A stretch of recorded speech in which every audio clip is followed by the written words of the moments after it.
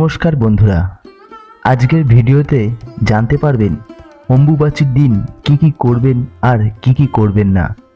আজকের দিনে এই কাজগুলো ভুলেও করবেন না, যদি করেন বিরাট ক্ষতি হয়ে যেতে পারে আপনার। তাই চাইবো আপনারা অবশ্যই ভিডিওটি শেষ পর্যন্ত দেখুন। কিছু অজানা কথা বলতে চলেছি।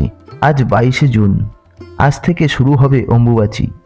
প্রচলিত বিশ্বাস অনুসারে এই সময় দেবী ঋতুমতী হন। অসমের কামাখ্যা মন্দিরে এই সময় বিরাট ধর্মীয় মেলার আয়োজন হয়। জেনে নিন অম্বুবাচী উপলক্ষে কি কি করা উচিত আর কি কি করা উচিত নয়। বাংলা পঞ্জিকা অনুসারে 7ই আষাঢ় থেকে শুরু হয় অম্বুবাচী। প্রচলিত কথায় বলা হয়ে থাকে, কিসের বার কিসের তিথি, আষাঢ়ের 7 অম্বুবাচী।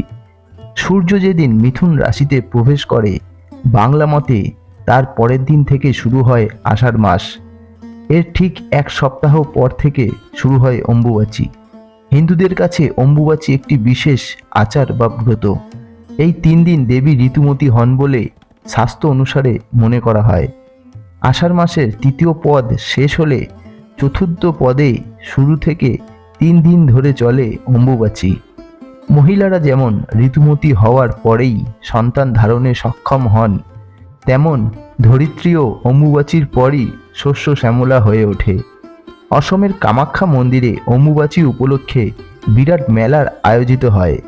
লক্ষ লক্ষ ভক্ত সমাগম হওয়ার ছাড়াও এই সময় বহু সাধু সন্ন্যাসী, তান্ত্রিক ও অঘরী বাবাদের দেখা মেলে কামাখ্যা মন্দিরে। তবে মন্দির ওই সময় বন্ধ থাকে।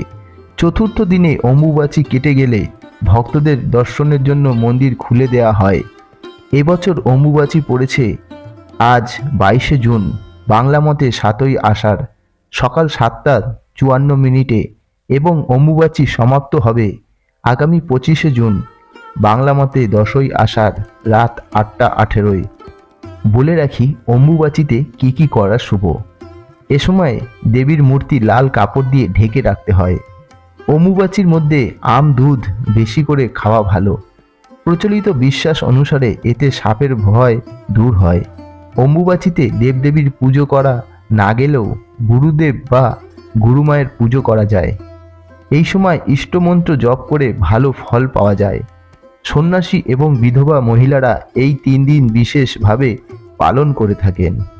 অম্বুবাচীতে এবার কি কি করা যাবে না, আসুন জেনে নেওয়া যাক। এ সময় কৃষিকাজ বন্ধ রাখা হয়।